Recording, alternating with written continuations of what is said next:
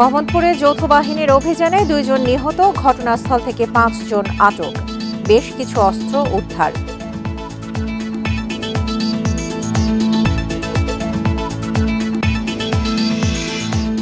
সাতাশতম বিসিএসে নিয়োগ বঞ্চিত 1137 জনের আপিলের শুনানি শেষ, রায় আজ।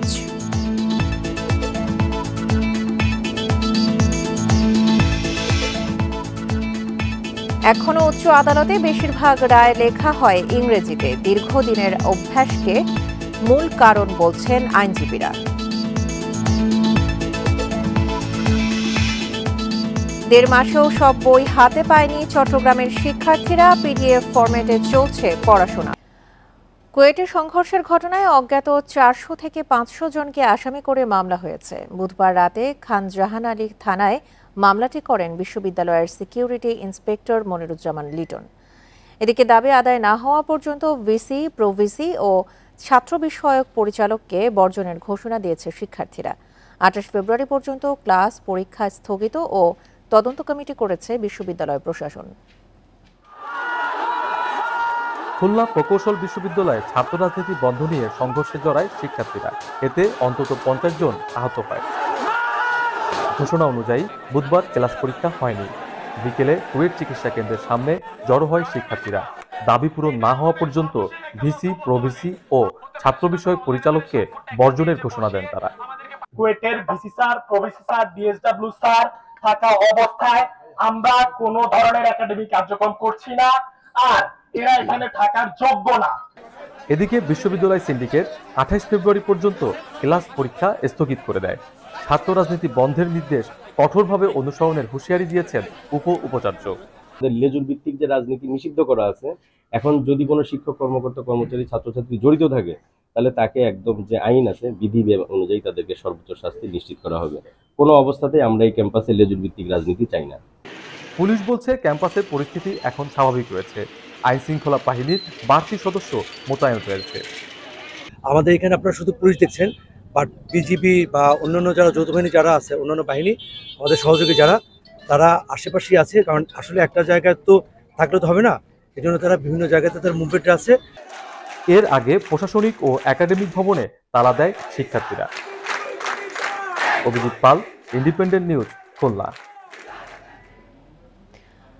কুয়েটের সন্ত্রাসী হামলার জন্য শিবির ও বৈষম্য বিরোধীদের দায়ী করেছে ছাত্রদল। সংগঠনের সভাপতি রকিবুল ইসলাম রাকিব বুধবার ঢাকা বিশ্ববিদ্যালয়ের টিএসসিতে সংবাদ সম্মেলনে শিবিরকে গুপ্ত সংগঠন হিসেবে আখ্যায়িত করেন। ছাত্রদলের নেতারা বলেন, ক্যাম্পাসে তাদের ইতিবাচক গণতান্ত্রিক কর্মকাণ্ড প্রশ্নবিদ্ধ করতেই ষড়যন্ত্র করা হচ্ছে। আওয়ামী লীগ আমলে যারা ছাত্রলীগের সান্নিধ্যে থেকে সন্ত্রাস চালিয়েছে, তারাই আবার অগণতান্ত্রিক উপায়ে শিক্ষাঙ্গন অস্থিতিশীল করার চেষ্টায় রয়েছে। ছাত্রলীগ স্টাইলে কাউকে হুমকি না দেওয়ার আহ্বান নেতাদের।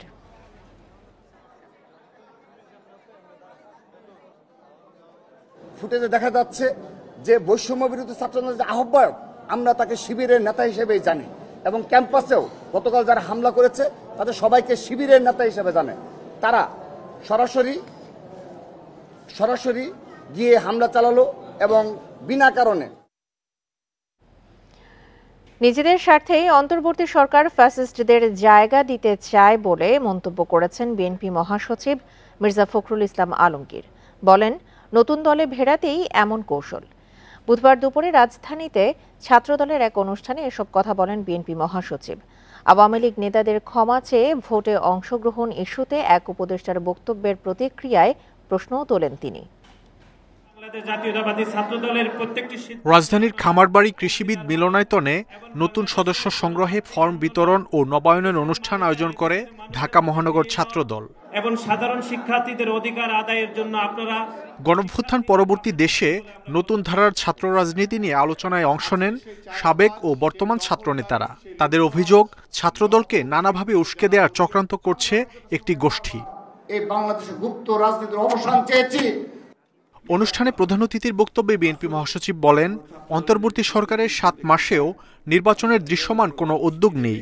উপদেষ্টাদের বক্তব্যে বিভ্রান্তি ও সমালোচনার সুযোগ তৈরি হচ্ছে বলেও জানান তিনি। স্থানীয় সরকার উপদেষ্টা যিনি আছেন তিনি বলেছেন ফ্যাসিস্টদের লোকেরা যদি কেউ মাপ চেয়ে নির্বাচনে অংশ নিতে চায় তারা অংশ নিতে পারবে। এটা কি আপনারা মেনে নেবেন? তোমরা এটা মানবে? এর থেকে এটাই প্রমাণিত হয়েছে যে তারা এখন তাদের নিজেদের স্বার্থে ওই ফ্যাসিস্টদেরকেও তারা জায়গা দিতে চায়। তার মানে কি আমরা এটা মনে করব যে তারা সরকারের থেকে তাদের দল গোছানোর জন্য তারা বিভিন্ন রকম কৌশল নিচ্ছেন? দেশে আবারও ১/১১ মতো পরিস্থিতির চিন্তা করলে জনগণ মেনে নেবে না বলে সতর্ক করেন মির্জা ফখরুল। এই অন্তর্বর্তী সরকারের কেউ নিরপেক্ষতা হারায় তাহলে আরেকটি নিরপেক্ষ সরকারের প্রয়োজন হবে। বলেছিলাম না? কেন বলেছিলাম তা এখন প্রমাণ হচ্ছে। যদি আবার কেউ সেই ১/১১ কথা চিন্তা করেন, গণতন্ত্রকে বিসর্জন দিয়ে আবার সেই একদলীয় শাসন বা ফ্যাসিস্ট সরকারের দিকে যেতে চান, তারা কখনোই জনগণ মেনে নেবে না। জনগণের অধিকার ও গণতন্ত্র ফেরাতে ছাত্রদলকে আরও সক্রিয় ভূমিকা নেওয়ার আহ্বান জানান বিএনপি নেতারা। ছাত্রদল হবে সবচেয়ে শক্তিশালী সংগঠন। মাহমুদ শরীফ, ইন্ডিপেন্ডেন্ট নিউজ, ঢাকা। বৈষম্য বিরোধী ছাত্র আন্দোলনের বেসরকারি বিশ্ববিদ্যালয় কমিটি গঠন করা হয়েছে। এতে আহ্বায়ক করা হয়েছে MJH মঞ্জুকে। সদস্য সচিব হয়েছেন আতিক শাহরিয়ার। বুধবার রাতে রাজধানীর বাংলা মোটরে বৈষম্য বিরোধী আন্দোলনের কেন্দ্রীয় কার্যালয়ে এই কমিটি গঠন করা হয়, যেখানে মুখ্য সংগঠক ওমর ফারুক। এ সময় সংগঠনটির নেতারা জানান, বৈষম্যহীন, মাদক, সন্ত্রাস, দুর্নীতিমুক্ত বাংলাদেশ গড়তে সবার সহযোগিতা নিয়ে কাজ করবেন তারা। বলেন, তাদের সংগঠন হবে অরাজনৈতিক। এতে সব দলের মতের মানুষ একত্রে কাজ করতে পারবেন।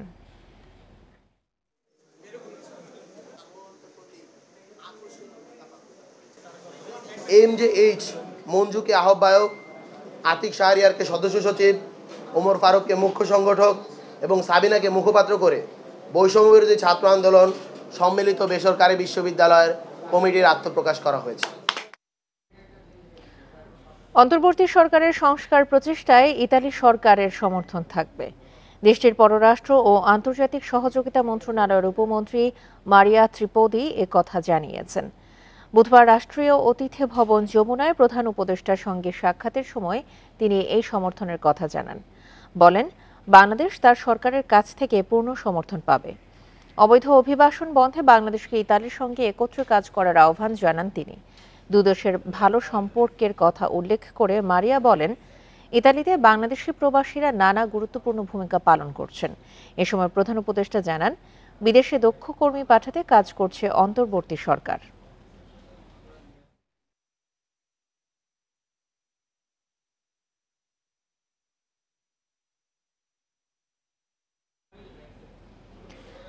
দু সালের বিতর্কিত নির্বাচনে রিটার্নিং কর্মকর্তার দায়িত্বে থাকা তৎকালীন ৩৩ জেলা প্রশাসককে ওএসডি করেছে সরকার।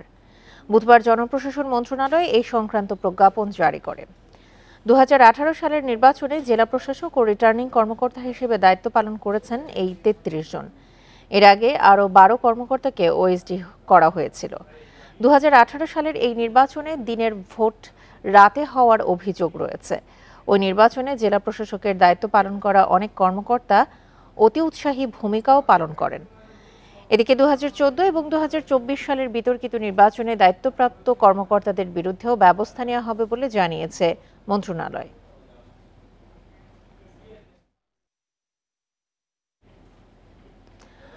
সাতাশতম বিসিএসে নিয়োগ বঞ্চিত ১,১৩৭ জনের পক্ষে করা আপিলের রায় দেয়া হবে আজ।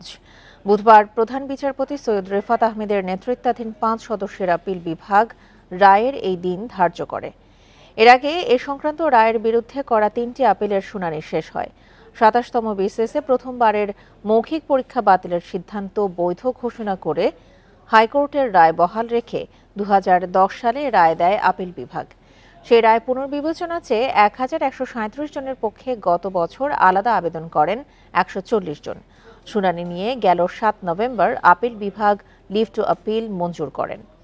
এর ধারাবাহিকতায় ৩টি আপিলের ওপর শুনানি হয়। ২০০৭ সালের ২১শে জানুয়ারি প্রথম মৌখিক পরীক্ষায় ৩,৫৬৭ জন উত্তীর্ণ হন। তৎকালীন তত্ত্বাবধায়ক সরকারের উপদেষ্টা পরিষদ ওই বছরের ৩০ মে সেই ফল বাতিলের সিদ্ধান্ত নেয়। এরপর একই বছরের ১ জুলাই ফলাফল বাতিল করে পিএসসি। ভাষা শহীদদের শ্রদ্ধা নিবেদনের জন্য প্রস্তুত হচ্ছে কেন্দ্রীয় শহীদ মিনার। ধোঁয়া মোছা আর নতুন রঙে রাঙানো হয়েছে চত্বর। প্রবেশমুখ থেকে মূল বেদি সাজানো হচ্ছে আলপনায়। এছাড়া শহীদ মিনারের আশপাশে কয়েক স্তরের নিরাপত্তা নিয়েছে আইনশৃঙ্খলা বাহিনী। মাতৃভাষা রাষ্ট্রীয় স্বীকৃতি আদায়ে গুলির সামনে বুক পেতে দিতে দ্বিধা করেনি এদেশের মানুষ। ৫২ এই আত্মত্যাগের জন্য বিশ্ব দরবারে বাংলাদেশিরা পেয়েছে অনন্য পরিচয়। তাই ঘটা করেই ২১শে ফেব্রুয়ারি পালন করে সাধারণ মানুষ। ভাষা শহীদদের স্মরণে এবারও প্রস্তুতি নিচ্ছে জাতি। কেন্দ্রীয় শহীদ মিনারে চলছে ধোয়া মোছা আর রঙের কাজ। শহীদ মিনারের বেদিসহ আশপাশে আলপনা আঁকাও চলছে। বুধবার সকালে প্রায় ৪০০ শিক্ষার্থী শিক্ষক এই কর্মযজ্ঞ শুরু করেন। অবশ্যই আমাদের ভালো লাগা সৃষ্টি হয়, কারণ আমাদের শিল্পীদের আলপনা এমন একটা মাধ্যম যে নকশাটা কল্পনা থেকে আসে। এটি হচ্ছে আমাদের শহীদদের প্রতি শ্রদ্ধা দেখিয়ে একটা ছোট একটি কাজ, যেটা আমরা হয়তো আমাদের একটু সময় ব্যয় করে করতে পারছি। এইটাই, এর বেশি তো আমরা তাদের জন্য কিছু করতে পারবো না। এটা আউট অফ রেসপেক্ট, শ্রদ্ধা। এটাই এই কাজে আমাদের আগে অভিজ্ঞতা হয় নাই, কিন্তু এইবার যেহেতু আমরা প্রথম বর্ষ হিসেবে অভিজ্ঞতাটা নিতে পারছি, এই জন্য এখানে আসা। আগে সবুজ, হলুদ, নীল সহ নানা রঙের সমাহার থাকলেও এবার আলপনা আঁকা হচ্ছে কালো, সাদা আর লালে। আলপনার মোটিফে জুলাই বিপ্লবের প্রভাবও থাকছে। ১৯৫২ সালের যে চেতনা, সেই চেতনাটাই কিন্তু অনুপ্রাণিত করেছে কিন্তু এই ২৪-এর গণ আন্দোলনকে। ফলে আমরা ওইটাকে চিন্তা করেছি যে এই সাদা, কালো, লাল এই তিনটার ভিতর দিয়ে দেখা যায় গতানুগতিকতা থেকে আমরা বের হলাম এবং এটাকে অর্থবোধক করে উদযাপনটা অনুষ্ঠান করলাম। বৃহস্পতিবার দুপুরের আগেই শেষ হবে আঁকাআঁকি। এজন্য শিক্ষার্থীদের রাত জাগা কর্মযজ্ঞ। এবার চারুকলায় ৮টা ডিপার্টমেন্ট থেকে সবাই এসেছি, অংশগ্রহণ করেছি। শহীদ মিনারে আসা হতো শুধু ঘুরে চলে যেতাম বা ফুল দিয়ে চলে যেতাম, এই অভিজ্ঞতাটা তো কখনো হয়নি। সো ঢাকা বিশ্ববিদ্যালয়ের স্টুডেন্ট হিসেবে এখানে এসে একটা আলাদা অভিজ্ঞতা নিলাম। শহীদ মিনার এলাকা এরই মধ্যে নিরাপত্তার চাদরে মুড়ে ফেলা হয়েছে। আইন শৃঙ্খলা সদস্যদের পাশাপাশি তল্লাশি চলছে ডগ স্কোয়াড দিয়ে। সিসি ক্যামেরা স্থাপন করা হয়েছে বিভিন্ন পয়েন্টে। Buddhadeb Kundu, independent News, Dhaka. উচ্চ আদালতে মামলার ৯০% শুনানি হয় বাংলায়, কিন্তু বেশিরভাগ রায় লেখা হয় ইংরেজিতে। বিভিন্ন সময়ে বাংলায় রায়ের লেখা নিয়ে আলোচনা উঠলেও শুধু ২-১ বিচারপতি সেটি করেন। এজন্য মৌলিক আইন ইংরেজিতে থাকা এবং দীর্ঘদিনের অভ্যাসকে মূল কারণ বলছেন আইনজীবীরা। তবে প্রায় সবার মতে ইংরেজির পাশাপাশি রায়ের সঠিক বাংলা অনুবাদ হওয়া প্রয়োজন। সর্বত্র বাংলার ব্যবহার বাধ্যতামূলক করে আইন হয় ১৯৮৭ সালে। এরপর দিনে দিনে সব আদালতে বাংলার চর্চা বেড়েছে। বিচারিক আদালতে শুনানি ও রায়ের ক্ষেত্রে বাংলার ব্যবহার হয়। তবে উচ্চ আদালতে রয়েছে ভিন্নতা। হাইকোর্টের বিচারপতি আশরাফুল কামাল ও শেখ জাকির হোসেনই এখন নিয়মিত বাংলায় রায় লেখেন। এছাড়া মাঝে মধ্যে অন্য ২-১টি বেঞ্চ থেকেও বাংলায় রায় দেওয়া হয়। বিভিন্ন দেশের আদালতের রায় উদাহরণ হিসেবে ব্যবহার হওয়ায় মূল রায় ইংরেজিতেই থাকা উচিত বলে মত আইনজীবীদের। তবে বাংলায় সঠিক অনুবাদও চান তারা। একজন জজ বাংলায় অর্ডার লেখে, কিন্তু এটা সর্বক্ষেত্রে তারা মানছে না, যেহেতু ইংরেজি হলো একটা ইন্টারন্যাশনাল ল্যাঙ্গুয়েজ। সেখানে অনেক রেফারেন্স কিন্তু বাংলায় নাই, ইংলিশে। যতগুলো কোর্টের মামলা ডিসিশন আছে সব ইংলিশে, তো সেখানে ইংলিশে না থাকলে তো তারা কীভাবে লিখবে? রায় ইউনিভার্সাল, রায়ের আসলে এমনভাবে হওয়া প্রয়োজন যাতে করে সবাই এটাকে বুঝে। বিশেষ করে ইন্টারন্যাশনালি আমাদের রায়গুলো যখন বিদেশিরা পড়তে চায় যেন পড়তে পারে। তো এটা সেজন্যই বলছি যে প্রত্যেকটা রায়ের যেন ট্রান্সলেটেড কপি থাকে। বাংলা রায়ের প্রতিবন্ধকতা হিসেবে সঠিক পরিভাষা না থাকা এবং ইংরেজিতে মৌলিক আইন থাকাকে তুলে ধরেন অনেকে। পাশাপাশি দীর্ঘদিনের অভ্যাসও বড় কারণ। আমরা যারা আছি আমাদেরকে দিয়ে এই পুরো সার্ভিসটা আপনি করতে পারবেন না যে পুরো সব বাংলায় করো, কারণ আমাদের তো দীর্ঘদিনের একটা প্র্যাকটিস। আমি যখন ড্রাফটে যাব, আমি যখন কম্পিউটারে ড্রাফট করি, আমি কিন্তু বাংলায় তো তাড়াতাড়ি করতে পারবো না, ইংরেজিতে আমি করতে পারবো। হ্যাঁ, তবে আজকে থেকে যদি পরিকল্পনা করেন, কালকে যে আসছে সে যদি পরিকল্পিতভাবে সে প্রস্তুতি নিয়ে আসে, তাহলে কিন্তু আপনি এই জেনারেশন, নেক্সট জেনারেশন থেকে আপনাকে 100% বাংলায় করতে পারবেন। সুপ্রিম কোর্টের ওয়েবসাইটে গুগলের মাধ্যমে রায়ের বাংলা অনুবাদ দেখার সুযোগ থাকলেও সঠিক অনুবাদ না হওয়ায় উল্টো বেকায়দায় পড়তে হয় বিচার প্রার্থীদের। Zahidul Bashar, Independent News, Dhaka. আন্তর্জাতিক মাতৃভাষা ইনস্টিটিউটের পথ চলার 14 বছর পার হয়েছে, অথচ এই দীর্ঘ সময়ে তেমন কোনো মৌলিক গবেষণা হয়নি।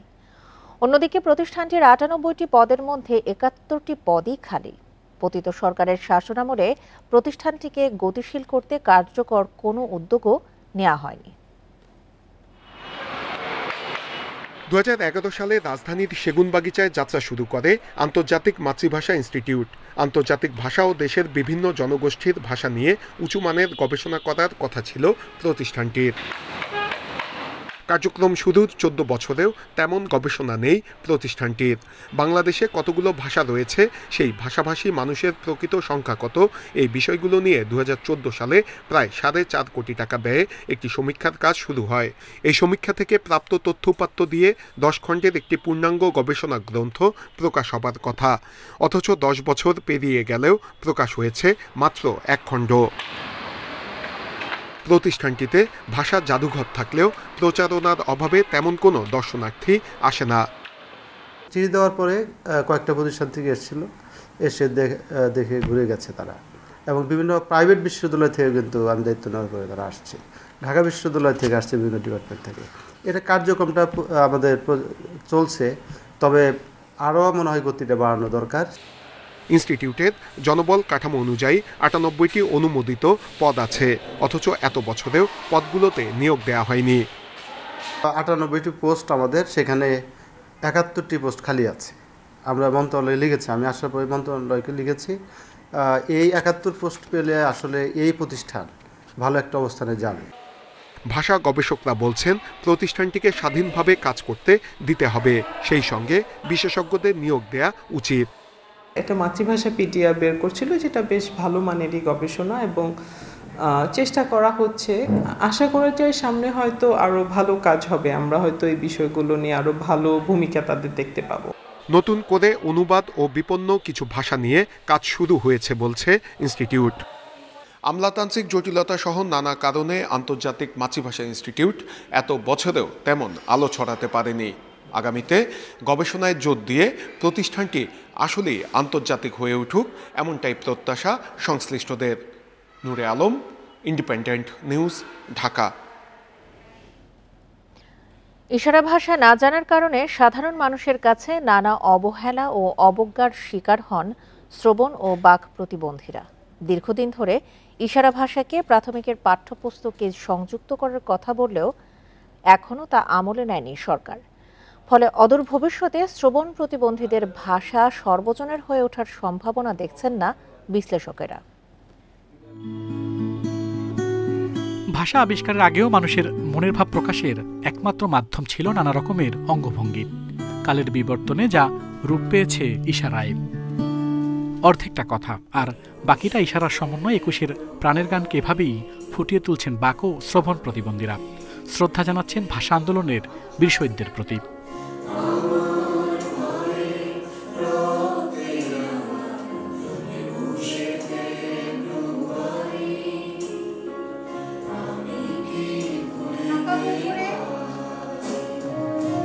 কথা না বলতে পারার প্রতিবন্ধকতা অনেক, তারপরও নিঃশব্দের ভাষা সাবলীল।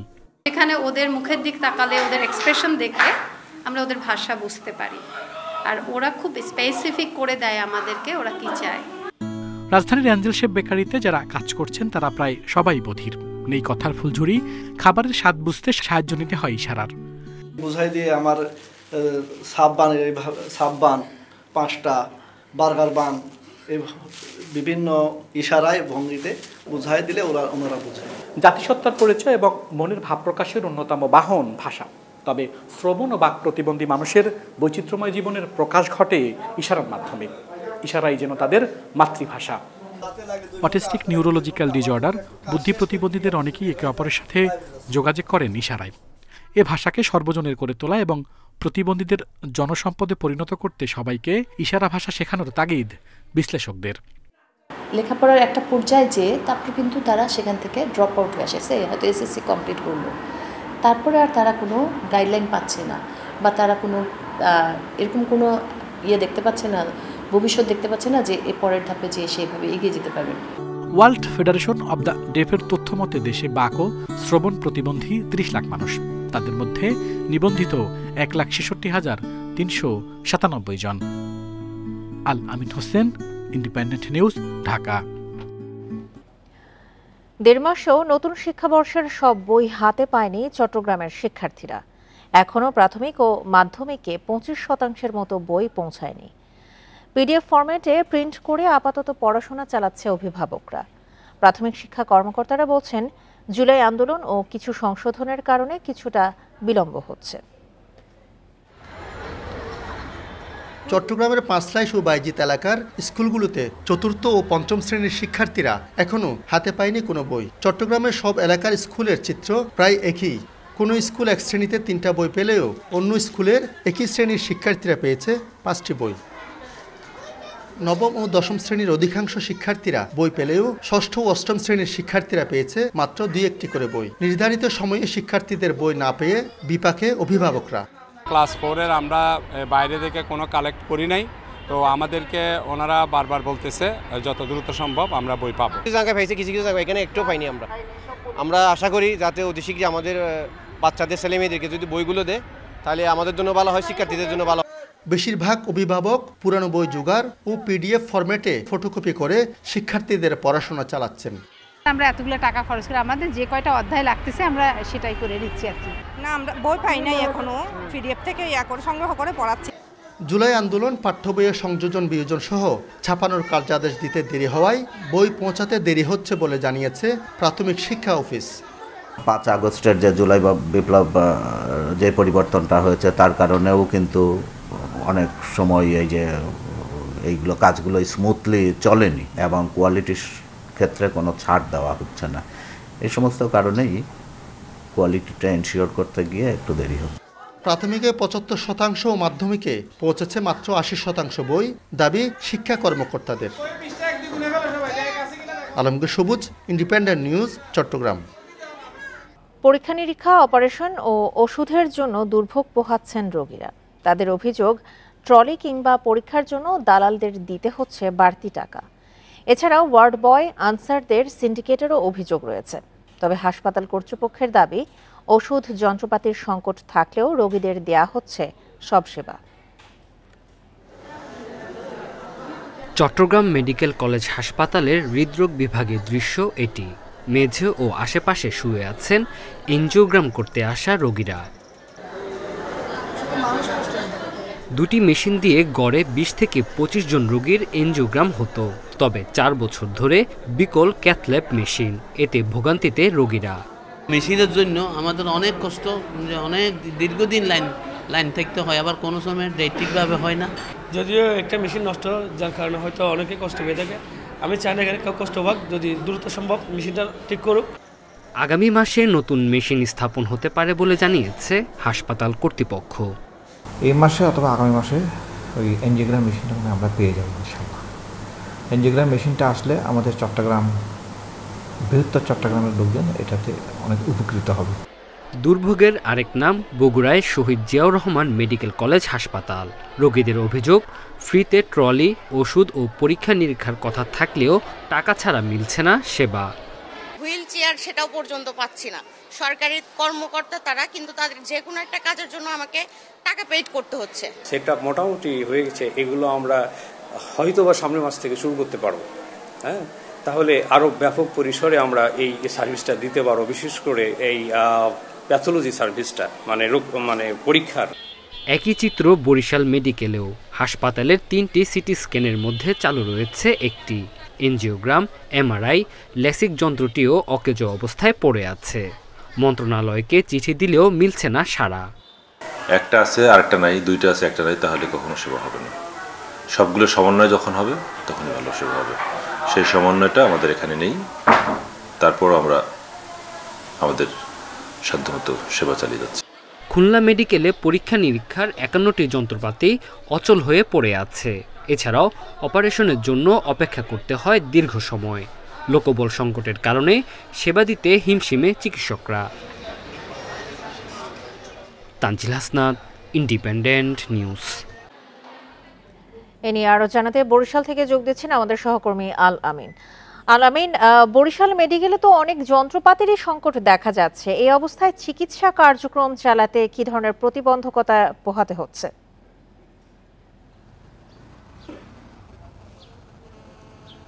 দেখুন, এটি কিন্তু দীর্ঘদিনের একটি সমস্যা। বরিশাল শেরেবাংলা মেডিকেল কলেজ হাসপাতালে আমরা বেশ কিছুদিন আগে একটি সংবাদ প্রচার করেছিলাম যে চক্ষু বিভাগের দুটি মেশিন, ফ্যাকো মেশিন এবং লেসিক মেশিন দুটি নষ্ট হয়ে পড়ে আছে। মানুষের চিকিৎসা সেবা যে সেবাটি সেটি কিন্তু আসলে ব্যাহত হচ্ছে। এটি আসলে দীর্ঘদিনের সমস্যা। কর্তৃপক্ষ যেটি বলছেন যে তারা আসলে মন্ত্রণালয়ে চিঠি দিচ্ছেন। আসলে মন্ত্রণালয়ে চিঠি দেওয়ার পরে মন্ত্রণালয় থেকে যদি সাড়া পান সেক্ষেত্রেই কিন্তু এই যে যন্ত্রপাতিগুলো রয়েছে সেগুলো আসলে মেরামত করা বা নতুন করে যন্ত্রপাতি পাওয়া এটি সম্ভব। এছাড়া কিন্তু আসলে হাসপাতাল কর্তৃপক্ষ শুধুমাত্র চিঠি চালাচালি করতে পারে, এর বেশি কিছু আসলে কিন্তু তাদেরকে করার থাকে না। সেক্ষেত্রে এটি যদি মন্ত্রণালয় থেকে তাদেরকে দেয়া হয় সেক্ষেত্রে কিন্তু আসলে তারা এইগুলো কিন্তু মানুষের সেবার দিতে পারেন। তবে বরিশাল শেরেবাংলা মেডিকেল কলেজ হাসপাতালে যে যন্ত্রপাতিগুলো রয়েছে সেগুলো কিন্তু বেশিরভাগই আমরা দেখেছি বিভিন্ন সময় অচল থাকে এবং সেগুলো অনেক সময় মেরামত করার জন্য যে প্রক্রিয়া সেই প্রক্রিয়া একটু ধীরগতি দেখা যায়।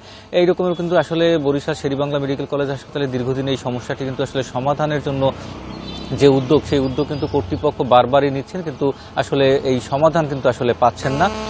হাসপাতালে যারা রোগী আসছেন তাদের যে দাবি, তারা বলছেন যে আসলে শুধু হাসপাতালে পরীক্ষা নিরীক্ষাই না, হাসপাতালে যে চিকিৎসক সংকট রয়েছে সেই চিকিৎসক সংকটও কিন্তু আসলে তাদেরকে মোকাবেলা করতে হয়।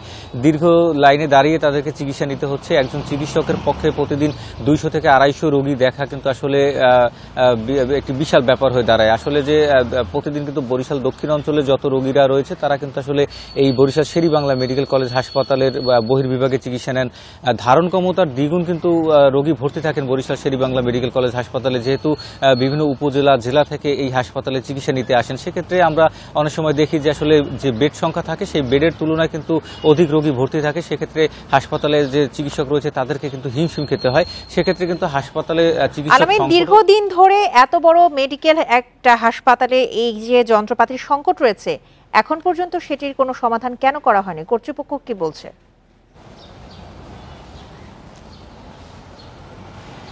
যে দেখুন, হাসপাতালে কর্তৃপক্ষের সাথে যখন আমরা কথা বলেছিলাম তাদের বক্তব্য হচ্ছে এরকমের যে আসলে অবকাঠামোগত উন্নয়ন যেমন প্রয়োজন আছে, জনবলের যেমন দরকার আছে, তেমনি কিন্তু এই যন্ত্রপাতিগুলোরও দরকার আছে। আবার যদি যন্ত্রপাতি থাকে জনবল না থাকে সেক্ষেত্রে কিন্তু এই যন্ত্রপাতি ব্যবহার করার মতো লোক থাকবে না। তাদের যে বক্তব্য হচ্ছে যে আসলে একটার সাথে আরেকটা কিন্তু জড়িত রয়েছে। এক্ষেত্রে যদি যন্ত্রপাতি দেওয়া হয় সেটি পরিচালনার জন্য যে দক্ষ জনবল, সেই জনবল যদি না দেওয়া হয় সেক্ষেত্রে কিন্তু আসলে এই যন্ত্রপাতিগুলো কিন্তু বিকল হয়ে পড়ে থাকে। এই যদি চক্ষু বিভাগের যে লেসিক মেশিনটি রয়েছে সেটির কথা যদি আমি বলি, এটি কিন্তু আসলে পরিচালনার জন্য দক্ষ জনবলের অভাবই কিন্তু এটি আসলে দীর্ঘদিন পড়ে থাকার কারণে কিন্তু নষ্ট হয়েছে। তাদের যে কথা হচ্ছে যে আসলে তারা বলছে যে মেশিন যাতে যদি হাসপাতালে পরীক্ষা নিরীক্ষার মেশিনগুলো যাতে যদি দেওয়া হয় সেক্ষেত্রে কিন্তু সাথে দক্ষ জনবলও দিতে হবে এটি পরিচালনার জন্য। যদি সেগুলো দেওয়া হয় সেক্ষেত্রে কিন্তু আসলে হাসপাতাল কর্তৃপক্ষ সাধারণ মানুষের যে বা রোগীদের যে সেবা সেই সেবাটি তারা পৌঁছে দিতে পারবেন। বরিশাল থেকে জানাচ্ছিলেন আমাদের সহকর্মী আল আমিন। এজলাস সংকটের কারণে চাঁদপুরে ব্যাহত হচ্ছে বিচার কার্যক্রম। একই এজলাস ব্যবহার করতে বাধ্য হন 2 থেকে 3 জন বিচারক। ফলে বাড়ছে মামলার জট, ভোগান্তির শিকার হচ্ছেন বিচার প্রার্থী ও সংশ্লিষ্টরা। নিজস্ব জুডিশিয়াল ভবন নির্মাণ না হওয়ায় এই সংকট। দ্রুতই নতুন ভবন নির্মাণের আশায় প্রশাসন। টিনের চালায় ঝড় বৃষ্টি উপেক্ষা করে বসে এজলাস। প্রতিকূল পরিস্থিতিতেও বাদী বিবাদী আইনজীবী নিয়ে বিচার কাজ চালান বিচারক। বিভিন্ন জেলায় স্বতন্ত্র জুডিশিয়াল ভবন নির্মাণ হলেও চাঁদপুরে ভবন নেই। 26 জন বিচারকের জন্য রয়েছে মাত্র 16টি এজলাস। একজন বিচারক এজলাস থেকে নামলে অন্যজন দায়িত্ব পালনের সুযোগ পান। আমার অনেক কষ্টের মধ্যে এখানে দাঁড়িয়ে রয়েছি, মানুষের জায়গা নেই, মানুষ ভরা এখানে। আমি 1 বছর ধরে মামলাটার পিছিয়ে ঘুরতেছি। বৃষ্টি আসলে বিশেষ করে বিচার প্রার্থী জনগণ এবং আইনজীবীরা চরমভাবে ভোগান্তির শিকার হয়।